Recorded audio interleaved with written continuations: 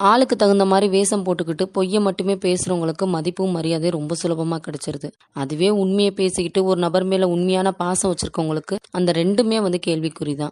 இருந்தாலும் நமக்கு மதிப்பு மரியாதை வேணும் அப்படின்றதுக்காக நம்மளோட கொள்கையை மாத்திக்கிட்டு அதே இடத்துல வாழ்றதை விட, நம்மளோட மதிப்பு தெரியாத இடத்துல நம்ம ஏன் இருக்கணும் அப்படின்னா அந்த இடத்த விட்டு விலகி போறது எவ்வளவோ மேல். ஏன்னா எவ்வளோ நாளைக்கு தான் பொய் பேசிக்கிட்டு முகமூடியோடய வாழ முடியும். என்னைக்காவது ஒரு நாளைக்கு உண்மை வெளிச்சத்துக்கு வந்துதான் ஆகணும். அப்போ அவங்க நம்ம பக்கத்து திரும்புவாங்கல்ல, அந்த சமயம் பார்த்துக்கலாம்.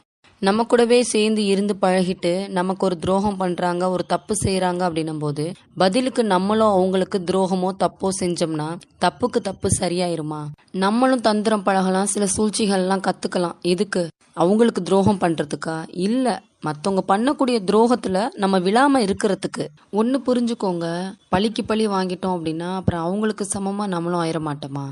முடிஞ்சிச்சுன்னா கொஞ்சம் ஒதுங்கிருங்க, இல்லைன்னா ஒதுக்கிருங்க.